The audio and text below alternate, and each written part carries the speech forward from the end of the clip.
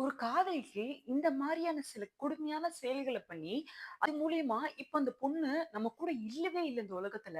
இந்த மாரியான நெறைய கொடுமைகள பண்ணி, கொஞ்சம் கூட கில்டி கான்ஷியஸ் எதுவுமே இல்லாம, ஒரு வீடியோக்கு ஏதோ வாழ்க்கையில ரொம்ப பெருசா சாதிச்சுட்ட மாரி ஒரு இன்டர்வியூ குடுக்குறாங்கன்னா, அவங்களலாம் மனுஷங்க லிஸ்ட்ல சேர்க்கிறதா? இல்ல வேற எதுல சேர்க்கிறது? அப்படின்றது வந்து எனக்கு சுத்தமா புரியவே இல்ல. நான் இப்ப யார பத்தி பேசுறேன் அப்படின்றது கண்டிப்பா உங்களுக்கு புரிஞ்சிருக்கும். பியூஷ் இண்டோர்ல அவன் காதலிக்கு எந்த மாரியான கொடுமைகள பண்ணான்? அதனால அந்த பொண்ணுக்கு என்ன ஆச்சு? அப்படின்றத பத்தி தான் நான் இந்த வீடியோல பேச போறேன். வீடியோக்குள்ள போறதுக்கு முன்னாடி என்னோட யூடியூப் சேனல சப்ஸ்கிரைப் பண்ணாதவங்க சப்ஸ்கிரைப் பண்ணிக்கோங்க. அப்பதான் நான் போடுற எல்லா வீடியோஸுமே உங்களுக்கு உடனே வந்து சேரும். வீடியோக்குள்ள போலாமா?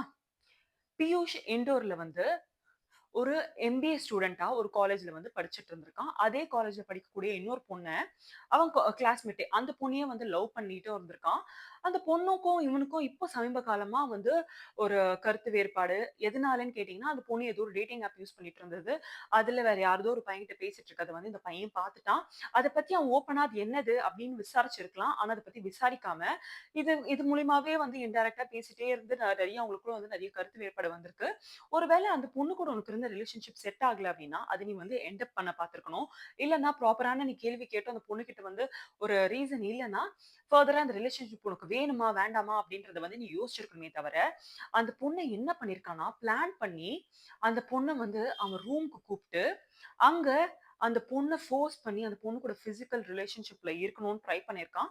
அதுக்கு அந்த பொண்ணு ஒத்துக்காததுனால அந்த பொண்ணோட கைகள கட்டி, அ ஏதோ டிஃபரண்டா ஏதோ ட்ரை பண்ற மாரி அந்த பொண்ண வந்து நம்ப வச்சு, அந்த பொண்ண வந்து நம்ம கூட இல்லாத மாதிரி இப்போ உலகத்த விட்டே அவன் வந்து அமுச்சு வச்சிருக்கான். அப்ப அந்த பொண்ணு அந்த அந்த சிச்சுவேஷன்ல அவ எவ்ளோ கொடுமைகள வந்து அனுபவிச்சிருப்பா அப்படின்றது வந்து நம்மளால உணர முடியுது. இவ்வளத்தையும் பண்ணிட்டு, பக்கத்திலேயே அந்த பொண்ணு பக்கத்திலேயே தண்ணியும் அடிச்சிட்டு இருந்திருக்கான். இதெல்லாம் முடிச்சுட்டு, பிளாக் மேஜிக்கும் வந்து அந்த பொண்ண வச்சு ட்ரை பண்ணியிருக்கான் அப்படின்னும் வந்து போலீஸ் விசாரணையில வந்து தெரிய வந்திருக்கு.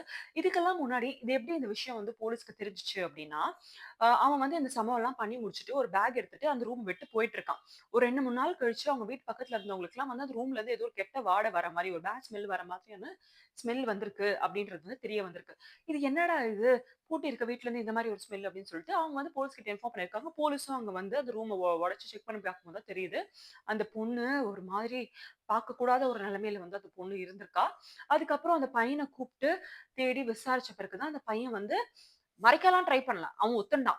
அவன் தான் பண்ணான்றது வந்து ஒத்துண்டான். எதனால இந்த மாரி பண்ணேன்னு கேட்டதுக்கு, இந்த மாரி டேட்டிங் ஆப்ல வந்து அவ வந்து இந்த மாரி ஒரு பையன்ட்ட பேசிட்டு இருந்தா. எக்ஸாக்ட்டா என்ன பேசினான்றது வந்து அவன் வந்து சொல்லல. இல்ல போலீஸ் அவங்க வந்து ஃபர்தர் இன்வெஸ்டிகேஷன்ல வந்து அவங்க சொல்வாங்களான்னு தெரியல. கண்டிப்பா நம்ம இத பத்தி பொறுத்திருந்து பார்ப்போம். ஏதோ பேசியிருக்கான். அது வந்து இவங்க 2 பேருக்குள்ள ஒரு டிஸ்டன்ஸ குடுத்திருந்திருக்கு. அந்த பொண்ண பிளான் பண்ணி அங்க கூப்ட்டு, அந்த பொண்ணு கூட அந்த மாரிலாம் இருந்துட்டு, அந்த பொண்ண இந்த மாரி பண்ணி கொஞ்சம் கூட கில்டி கான்ஷியஸ் எதுவுமே இல்லாம, நம்மளால ஒரு உயிர் இந்த உலகத்த விட்டு போயிட்டுருக்கே! அப்டின்ற கொஞ்சம் கூட அந்த குற்ற உணர்ச்சி இல்லாம அந்த வீடியோல சிரிச்சுண்டே பேசுறத வந்து நம்மளால பார்க்க முடியுது. எப்படி வந்து மனுஷங்களா பொறக்குற எல்லாருக்குமே அந்த ஒரு மனிதாபிமானம்ன்ற ஒண்ணு இருக்கணும்ல. ஒருவேள உங்கள உங்கள வந்து யாருக்குன்னா புடிக்கல. நீங்க 2 பேரும் ரிலேஷன்ஷிப்ல இருக்கீங்க.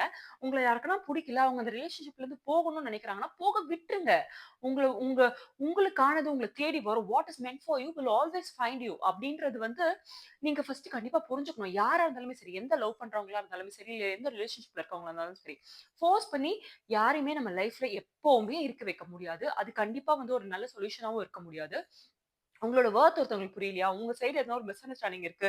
நீங்க அத வந்து சரி பண்ணிக்கணும்னு நெனைக்கிறீங்க அப்டின்னா, அது நீங்க பேசியும் அவங்களுக்கு வந்து புரியல அப்டின்னா, அப்போ கம்முனு விட்டுருங்க.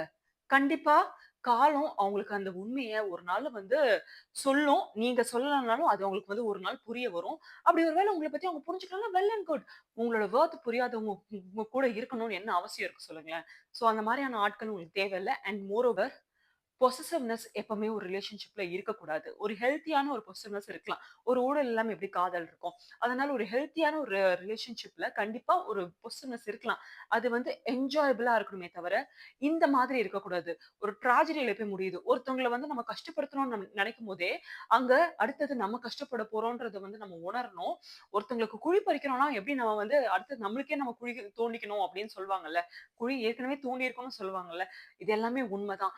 நம்மளுக்கு ஒருத்தவங்க வந்து வேண்டாம், நம்மள ஒதுக்கிட்டாங்க, நம்மகிட்ட பேச மாட்றாங்க அப்டின்னா, தயவு செஞ்சு அந்த ரிலேஷன்ஷிப்ல இருந்து வெளில வந்துருங்க.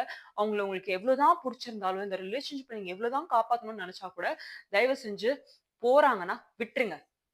உங்களுக்கு அத விட பெட்டரா கிடைக்கும். இல்லன்னா நாள பின்னாடி அவங்களே உங்கள புரிஞ்சுட்டு வந்து பேசுவாங்க. இல்லன்னா வாழ்க்கையில கண்டிப்பா வேற ஏதாவது நல்ல விஷயம் உங்களுக்கு கண்டிப்பா நடக்கும்ன்றத வந்து நீங்க தயவு செஞ்சு நம்புங்க. எந்த ஒரு சூழ்நிலையிலும் இந்த மாரியான முடிவுகள கண்டிப்பா எடுக்கவே எடுக்காதீங்க. பேரண்ட்ஸ் எவ்ளோ கஷ்டப்பட்டு உங்கள படிக்க வைக்கிறாங்க அப்டின்றத கொஞ்சம் மனசுல வச்சுண்டு, தயவு செஞ்சு அதுல படிப்புல ஃபோக்கஸ் பண்ணுங்க அப்படின்னு தான் நான் சொல்வேன். இந்த மாரி நெறைய விஷயங்கள் நடக்கிறதுனால, இப்ப நெறைய பசங்க வந்து லவ் பண்றதுக்கு கூட வந்து பயப்படுவாங்க.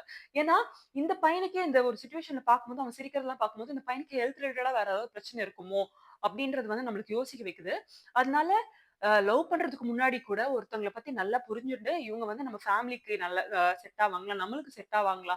அப்படின்றத பத்திலாம் நல்லா யோசிச்சுட்டு, அதுக்கப்புறம் ரிலேஷன்ஷிப் குள்ள என்டர் ஆவுங்க.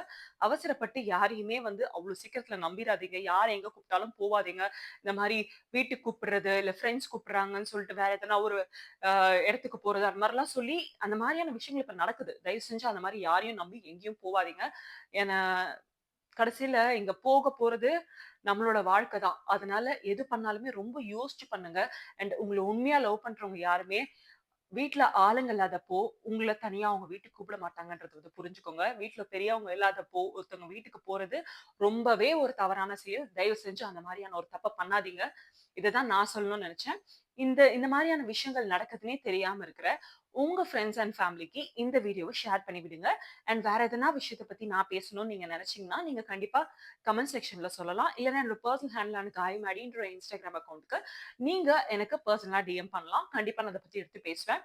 அண்ட் அதுக்கு முன்னாடி என்னோட யூடியூப் சேனல சப்ஸ்கிரைப் பண்ணாதவங்க, சப்ஸ்கிரைப் பண்ணிக்கோங்க. அப்பதான் நான் போடுற எல்லா வீடியோஸுமே உங்களுக்கு உடனே வந்து சேரும். Thank you.